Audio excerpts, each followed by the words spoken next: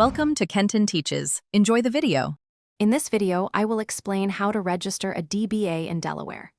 We'll cover what a DBA is, the essential steps to file your application, where to submit your completed forms, and the associated fees and requirements. This guide will help you understand the process clearly and efficiently, ensuring you have all the necessary information to get started with your business name registration. A DBA, or doing business as name, is simply a trade name under which your business operates.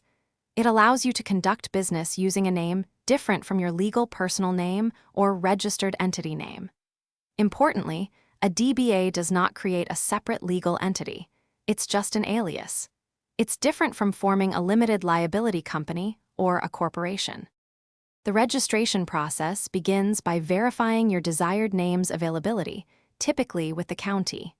Next, you'll need to complete the specific DBA application form provided by the county. Once filled out, submit this form to the Prothenotary's office in the county where your business operates. Remember to include the required filing fee for processing your application.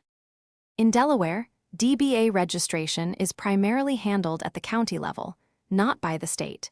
You will need to contact the Prothenotary's office in the specific county where your business is located to obtain the correct forms and instructions.